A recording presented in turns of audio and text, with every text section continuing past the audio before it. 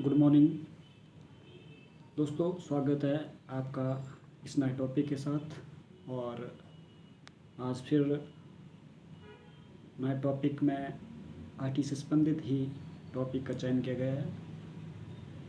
एक दो साधारण से प्रश्न हैं और उनके उत्तर की तरफ रुझान करेंगे, लेकिन इससे पहले आप लोगों को नव वर्ष की हार्दिक शुभकामनाएं। जैसे ही मैंने नव वर्ष बोला, आपको थोड़ा सा आश्चर्य होगा कि आपके मन में वो छवि आई होगी 31 दिसंबर की या 1 जनवरी की। लेकिन दोस्तों, ये जो नव वर्ष है जो हम जनवरी में मनाते हैं वो ग्रेगोरियन कैलेंडर के अनुसार मनाते हैं। लेकिन जो हमारी प्राचीन संस्कृति के अनुसार ये जो चैत्र शुक्ल प्रतिपदा है, वास्तव में इसी महीने से, इसी मास से ही नव वर्ष का शुभारंभ होता है। 2081 शुरू हुआ है और इसके पीछे कई तथ्य हैं कि इस दिन ऐसा ब्रह्म पुराण में वर्णन आता है कि भगवान ब्रह्मा द्वारा सृष्टि की रचना जो है इसी मास, इसी दिन जो ये नवरात्रे पढ़ते हैं शुरू की गई थी। महान राजा विक्रमादित्य द्वारा विक्रम संवत भी शुरू किया गया था।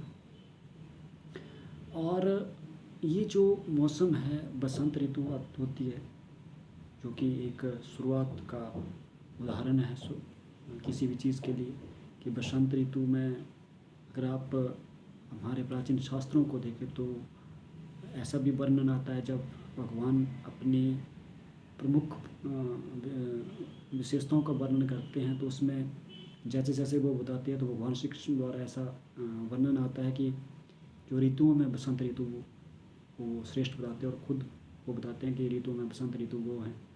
तो इस तरह से भी हम ये सारी चीज़ें इस बात पर स्टेक बैठती है कि वास्तव में जो नववर्ष है वो यहीं से शुरू होता है, यहीं से आरंभ होता है। लेकिन जैसे जैसे संस्कृति चेंज हुई, ग्रेगोरियन कैलेंडर के अनुसार नए मंथ स्टार्ट हुए, तो उसके अनुसार ईसा के जन्म के बाद ये जो है जनवरी को जो है नव वर्ष मनाने की प्रक्रिया शुरू हुई है। और ठीक भी है, जैसा जैसा है आधुनिकता के दौर में हमें रहना चाहिए, लेकिन अपने प्राचीन संस्कृति को इस तरह से भूल जाए तो वो भी थोड़ा सा ठीक नहीं बैठता, क्योंकि ये हम सभी का, सब मिलकर हमारा ये दायित्व बनता है कि ये जो हमारी प्राचीन संस्कृति है उसको जीवित रखा जाए, ताकि आने वाली जो आगामी पीढ़ी होती है वो इन चीज़ों को याद रखे। नहीं तो धीरे धीरे धीरे चीज़ें लुप्त होती जाएगी। तो आप लोगों को बहुत हार्दिक शुभकामनाएं, नवरात्रों की हार्दिक शुभकामनाएं, नववर्ष की हार्दिक शुभकामनाएं। माँ भगवती जगजननी दुर्गा माँ का आशीर्वाद हम सभी के जीवन में बना रहे, ऐसी मंगल कामनाओं के साथ आपको ढेर सारी शुभकामनाएं। अब आते हैं टॉपिक पर। टॉपिक में प्रश्न जो प्रमुख उठाया है वो है SERP कितने तरीकों से किसी वेबसाइट को शो करवाता है या दिखाता है, और कितने प्लेसेस पर दिखाता है, वो कौन कौन से प्लेसेस हैं SERP के अंदर।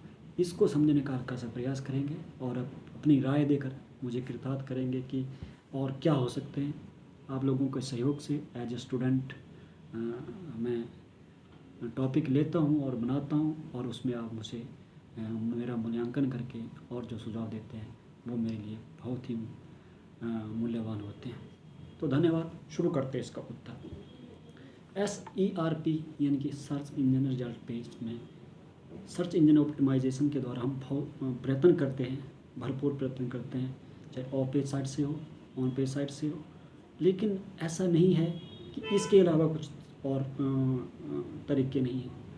अन्य तरीकों के द्वारा भी हम कोशिश करके उस में क्रमबद्धता में अपने आप को, अपनी वेबसाइट्स को ला सकते हैं।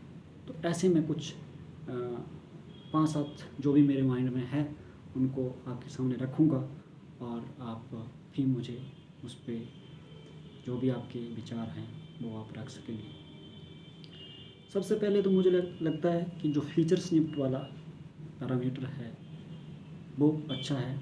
अगर किसी वजह से फीचर स्निप्ट में हम अपने कंटेंट को लेके आते हैं तो गूगल उसको प्रायोरिटी भी देता है, और यूज़र एक्सपीरियंस के आधार पर यूज़र एक्सपीरियंस जो उसका समरी है पूरे कंटेंट की वो चंद 5 सेंटेंस में पढ़ लेता है। तो यूज़र का जो मेन टारगेट होता है जिसको वो सर्च कर रहा होता है, हो सकता है वो उसको पढ़ के सेटिस्फेक्शन महसूस करे। दूसरा जो होता है, जो एक पैटर्न होता है SERP में, पीपल ऑल्सो आस्क, लोग ये भी पूछते हैं, ये भी जानना चाहते हैं। इस सूची के अंदर अगर हमारा कंटेंट आता है तो वो भी हमारे लिए महत्वपूर्ण होता है।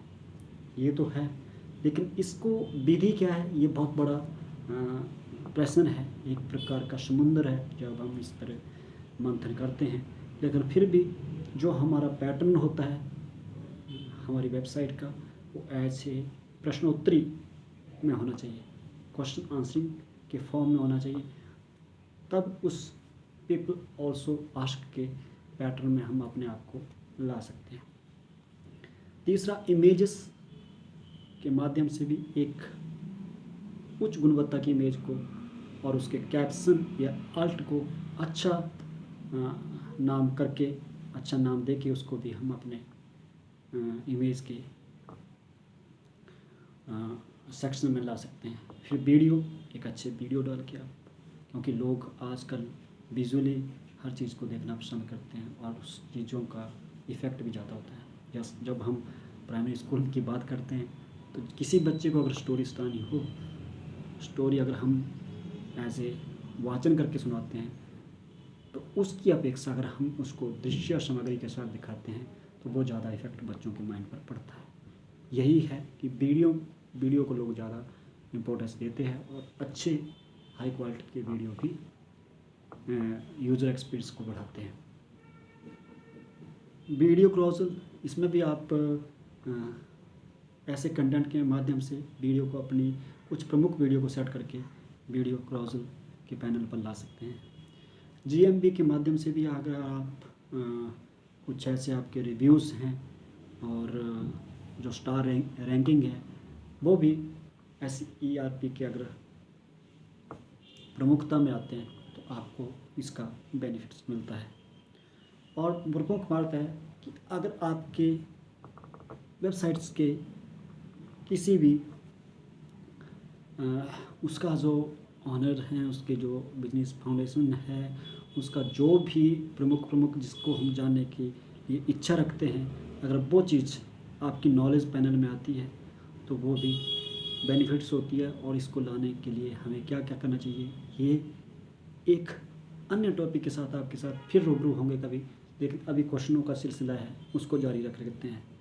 और लास्ट जो मेरा प्रमुख मानना है कि अगर आपकी वेबसाइट्स किसी कंपनी के या किसी न्यूज़ के कैटेगरी में आती है तो अगर आप उसको टॉप स्टोरीज़ के पैनल में भी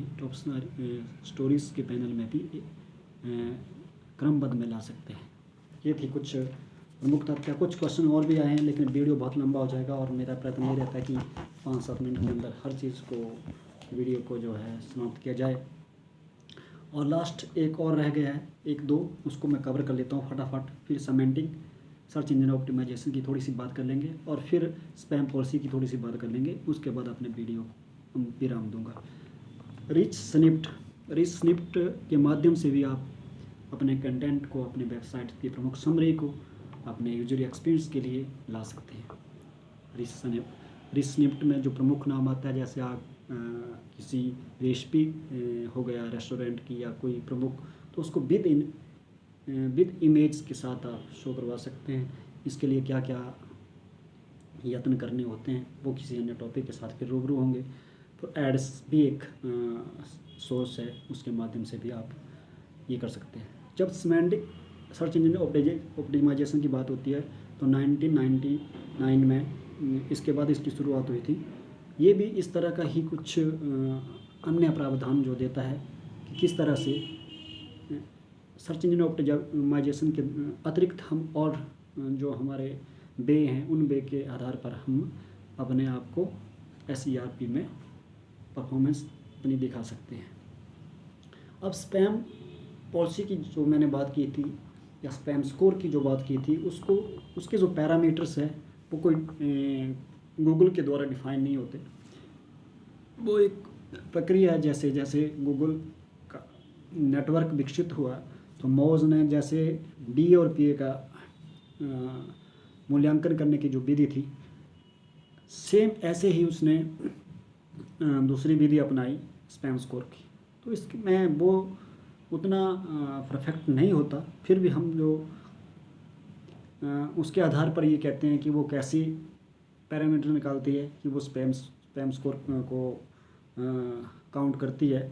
तो जैसे उन वेबसाइट्स को जो बैनड हो चुकी हैं, जो पेनलाइज हो चुकी हैं, उन्हीं के बेसिस पर वो तय करती है कि इसका जो है किसी अन्य ऐसी वेबसाइट होगा किसी अन्य वेबसाइट के साथ मैचिंग तो नहीं है। तो उस आधार पर भी, या कोई ख़राब बैकलिंक्स है, बहुत ही घटिया DA PA की वेबसाइट से प्राप्त किए गए जो बैकलिंक्स हैं उनके आधार पर भी, तो कम से कम या मोज के जो एक पैटर्न है पैरामीटर 27 जो उसमें पैरामीटर्स बताए गए हैं उन्हीं के बेसिस पर मोज ये डिफ़ाइन करती है। फिर मोज में एक ये भी आता है कि TLD की पॉलिसी, लेकिन मुझे लगता है TLD में जो TLD जो टॉप लेवल डोमेन है उसमें तो अगर हम कंट्री बेसिस पर जैसे .in हो गया, .lk हो गया श्रीलंका का, .np नेपाल का, तो वो अपनी अपनी कंट्री के बेसिस पर यत्न करते हैं, तो उसका खास इफेक्ट तो नहीं होता। फिर भी ये पॉलिसी में इसको भी शामिल किया जाता है। और स्पैम का बहुत बड़ा लंबा टॉपिक है, और भी कंटेंट की आपकी जो वे ऑफ कंटेंट है वो किस तरह से शो हो रहा है, उसका किस वे में लिखा गया है वो, और उसमें कुछ वर्ड स्टफिंग तो नहीं की गई है। मोस्टली अगर 1000 का वर्ड का कंटेंट है तो उसमें कितनी बार स्टफिंग हुई है, कितनी बार यूजर एक्सपीरियंस कहाँ तक जा रहा है, और उसको वो कितना उससे बेनिफिट्स हो रहा है यूजर के लिए, वो बहुत सारी चीज़ें जो है इसमें रोल निभाती है। लेकिन एक अन्य टॉपिक के साथ सारे इनके जो उत्तर हैं उनको एक एक टॉपिक लेकर समझने की कोशिश करेंगे आगामी वीडियो में। तब तक के लिए नमस्कार, जय श्री राम।